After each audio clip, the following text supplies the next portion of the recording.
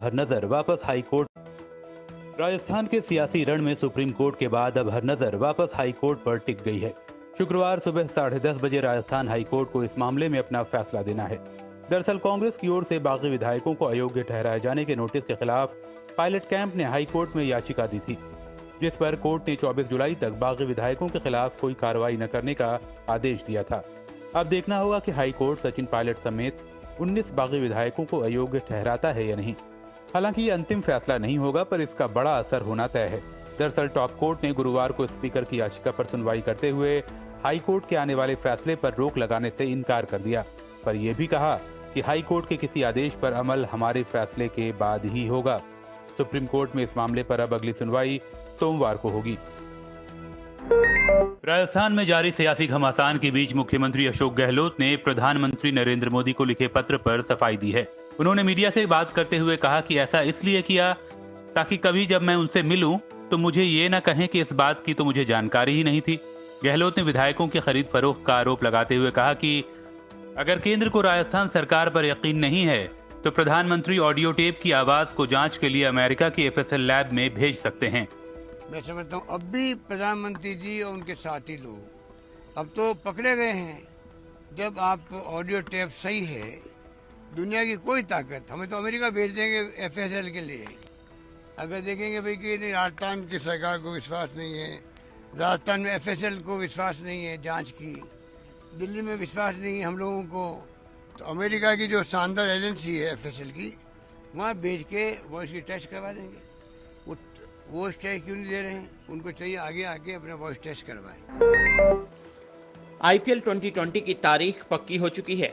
जी नहीं, अभी इसकी आधिकारिक घोषणा तो नहीं हुई, लेकिन PTI को BCCI सूत्रों के हवाले से जो खबर मिली है उसके मुताबिक क्रिकेट की एक ग्लैमरस लीग 19 सितंबर दिन शनिवार से शुरू होकर 8 नवंबर दिन रविवार तक चलेगी। इसके लिए सभी टीमों को 20 अगस्त तक UAE पहुंचना होगा ताकि उन्हें प्रैक्टिस के लिए महीने भर का वक्त मिल सके। खबर है कि BCCI ने अपने इस प्लान से सभी फ्रेंचाइजियों को भी अवगत करा दिया है, मतलब उसे सरकार की ओर से ग्रीन सिग्नल मिलने का इशारा भी हो चुका है। बहरहाल 51 दिन के टूर्नामेंट की तारीख पर फाइनल मुहर IPL गवर्निंग काउंसिल की मीटिंग में अगले हफ्ते लगेगी, जब सब कुछ क्लियर हो जाएगा। बता दें कि IPL का आयोजन T20 वर्ल्ड कप टलने के बाद संभव हुआ है। पहले इसके 26 सितंबर से शुरू होने का अनुमान था, लेकिन भारतीय बोर्ड ने टीम इंडिया के ऑस्ट्रेलिया दौरे में अवरोध न हो, ये देखते हुए लीग को एक हफ्ते पहले से कराने का फैसला किया है। चुनाव आयोग ने 7 सितंबर तक होने वाले उपचुनावों को फिलहाल टाल दिया है। देश में हर रोज बढ़ते कोरोना केस के मद्देनजर और कई राज्यों में आई बाढ़ को देखते हुए आयोग ने ये फैसला लिया है। इस फैसले के बाद अब 8 राज्यों में होने वाले उपचुनाव फिलहाल नहीं होंगे। आयोग ने कहा है कि आगे हालात के मुताबिक उपचुनावों की नई तारीखों का ऐलान होगा।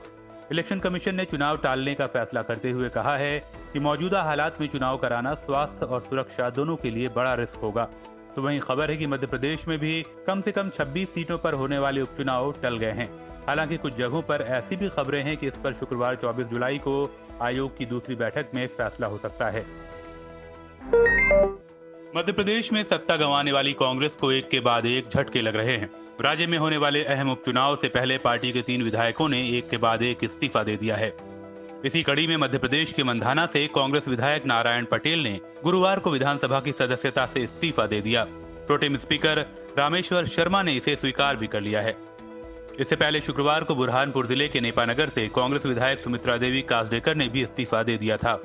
बता दें कि MP में 10 मार्च को कांग्रेस के 22 विधायकों ने पार्टी से इस्तीफा देकर बीजेपी का दामन थामा था और कमलनाथ सरकार गिर गई थी। अब हर नजर 26 सीटों पर होने वाले उपचुनाव पर है। हालांकि आयोग ने तमाम उपचुनावों को 7 सितंबर तक टाल दिया है, पर खबर है कि मध्य प्रदेश उपचुनाव पर 24 जुलाई की बैठक में फैसला होगा। देश में कोरोना संकट के बीच राहत की बड़ी खबर आई है।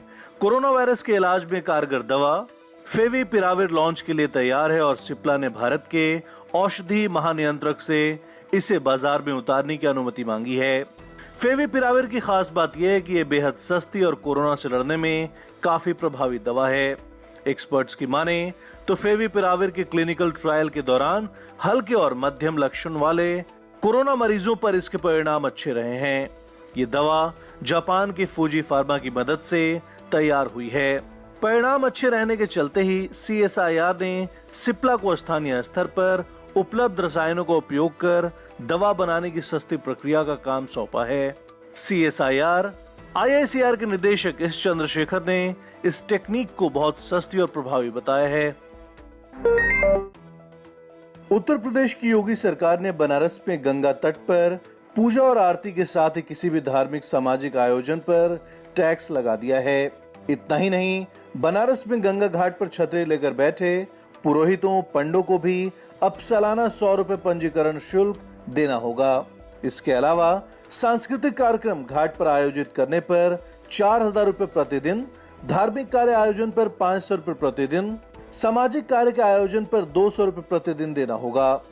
नगर निगम के राजस्व एवं तहसीलदार के मुताबिक घाटों की साफ सफाई और उनके संरक्षण के लिए शुल्क की व्यवस्था की गई है। हालांकि सरकार के इस कदम की विपक्ष ने आलोचना की है। विपक्ष के पार्षदों ने आंदोलन करने की चेतावनी भी दी है। टैक्स का विरोध करने वाले इसकी तुलना औरंगजेब के जजिया से कर रहे हैं।